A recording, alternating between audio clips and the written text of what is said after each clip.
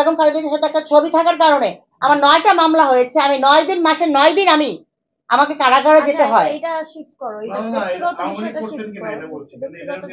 আমি ব্যবসা করে আমি সব দলের সাথে আছি। যখন যে আজকে তো আমাকে মহাসচিব করার জন্য কয়েকটা দল, আমি নাম বলবো না, আমাকে ডেকেছে মহাসচিব বানাবে, নতুন অনেক দল হচ্ছে তো, কিন্তু আমি বলছি আমি রাজনীতি করবো না, টোটালি রাজনীতি করবো না। আমার সম্মানটা কিন্তু আমি করে করে অর্জন করেছি। আমার সম্মানে যদি কেউ আঘাত করে সেটা কিন্তু আমি ছাড় দিব না কখনো।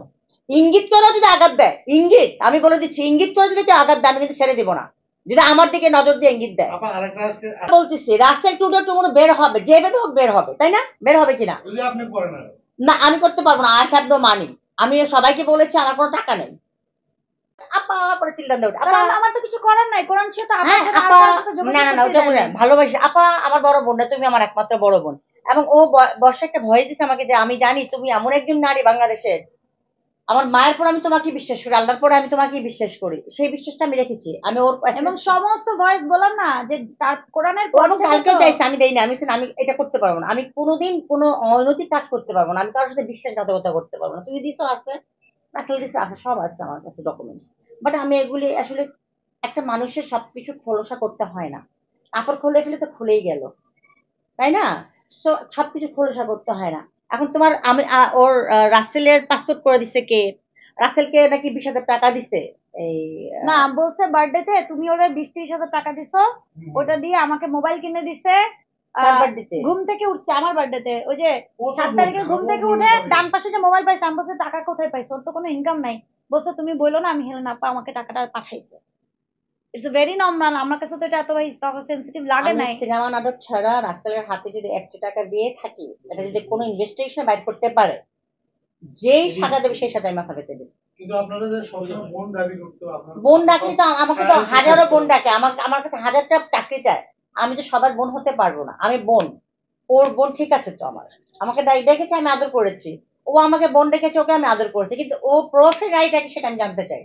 ও প্রভাবশালী নারী 20,000 টাকা দিয়ে, সেটা আমি জানতে চাই কে ওর। না এখন আমি বলি প্রভাবশালী নারীর নামটা আমি আইনের বাইরে গিয়ে বলতে পারবো না, এক কারণ ইনভেস্টিগেশন এটা আসতে হবে, আমি চাই না সেটা বলো যে এড়িয়ে যাক, বাট তুমি যে না এটা তুমি শিওর থাকো, এটা বলে দাও। আমি যে না হও তাহলে তোমার তো এটা গা লাগার প্রশ্নই আসে না, কারেক্ট। বাস না কিন্তু তুমি হচ্ছে তোমার লয়ার বলছে আমার ক্লায়েন্ট বর্ষা চৌধুরীর হাজবেন্ড আসামি রাসেল মিয়ার বোন পরিচয় দিয়েছে একজন প্রভাবশালী নারী। শুনো প্রভাবশালী নারী, এখন ওই প্রভাবশালীটা তুমি তোমাকে দাবি করছো? আমি তো প্রভাবশালী নাই, আমি হচ্ছে স্পষ্টবাদী, একটা কথা বলি, আমি সারা জীবনে প্রতিবাদ করে কিন্তু আমি 2বার জেলে গেছি, আমি কিন্তু প্রতিবাদী নারী। আমার কথা হচ্ছে যে এই ধরো তো রাসেল টুডে টুমোরো তো বের হবে, আমি ওকে বলছি কিন্তু এটা যে ও কিন্তু আজকে না কালকে বের হবে, কালকে না পরশু, আমাকে বের করতে হবে না, যে কোনো মাধ্যমে বের হবে, অথবা সে ওই সরকারি যে উকিল আছে ফ্রিতে বের করে তাদের মাধ্যমে সে বের হবে। কিভাবে বের হবে? তার নামে 17টা মামলা হয়েছে, 17টা হোক, আমি বলি 17টা ডাকাতি মামলা ছিল। আমি লিগ্যালটা বলতেছি, বাস্তবতা ফ্যাক্টটা বলতেছি, আপনাদেরকে বুঝতে হবে ফ্যাক্ট কি। একটা আসামি, ও তো খুনের আসামি না, সে রাজনীতি থাকবে না, আমি কিটা বলতেছি, আমি ওর পক্ষে বলতেছি, কিন্তু আমি বিপক্ষে বলতেছি না, আমি ওর পক্ষে বলতেছি, আমি রাসেলের পক্ষে না, রাসেল অন্যায়ের পক্ষে না, অন্যায়ের পক্ষে না, রাসেল বর্ষার পক্ষে না, অন্যায়ের পক্ষে না, আমি ন্যায়ের কথা না। একটা খুনের আসামি যাবজ্জীবন হবে, সেও কিন্তু জামিনে বের হয়, কি বলে? আমি যখন জেলে ছিলাম, শত শত মেয়ে খুনের আসামি, সৎমা ছিল, বাচ্চাকে মারছে, ওরা বের হয়েছে না, 2 মাস পরে বের হয়ে গেছে, 1 মাস পরে বের হয়ে গেছে, 15 দিন পরে বের হয়ে গেছে, বের হবে না। সরকারি উকিল আছে, ওইখানে তো সরকারি উকিলরা যায়, গভর্নমেন্টের পিপিরা যায়, বলে কার দয়া লাগবে, কার কেউ নাই, অনেকের বাবা মা নাই, ভাই বোন নাই, এতিম হিসেবে অনেকে বের করে। আমি বলছি আমার টাকা নেই, আমি বর্ষাকে বলছি, যখন উকিলের কথা বলছি ওরা SMS দেখাইছে, মানে আমাকে ভিডিওটা অনেকে পাঠাইছে, নাহলে কিন্তু আমি এগুলি নিয়ে আমার মানে আসলে কথা বলার উচিত না আর কি। উনি বলতেছে যে মেসেজ দেখাইছে, তো মেসেজ আমি মনে লিখলাম যে আমার যে টাকা থাকতো, ও বলতেছে তুই বের করবো, আমি নো, বের করতে গেলে তো 50,000 টাকা লাগবে, সেই টাকাটা আমি কোত্থেকে দিব?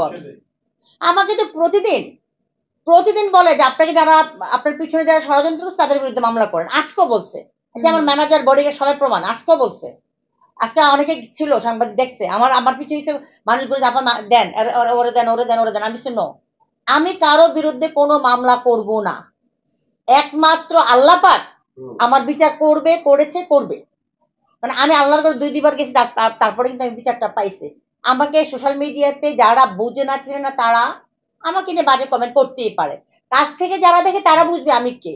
আমাকে বোন ডাকে কেন? নিশ্চয়ই আমার মধ্যে সেই জিনিসটা আছে বলেই বোন ডাকে। একটা মানুষ ভিক্ষা করলেও কিন্তু টাকা ইনকাম করা যায়, সে কিন্তু সম্মানিত হয় না। একটা বিষয় শুনছি যে খুব মজা লাগছে, যে অনেকে বলতেছে যে আপনি নাকি আওয়ামী লীগ করতেন না, এটা আপনাকে আওয়ামী লীগের লোকজন টোটালি আমার টেলিভিশনে, জয়যাত্রা টেলিভিশন এমন কোন আওয়ামী লীগের নেতা নাই, আসে নাই, এমপি নাই, মন্ত্রী নাই। আমি বলছি যে দুর্নীতিবাজ এমপি মন্ত্রী গণার সময় নাই আমার, এবং খালেদা জিয়ার সাথে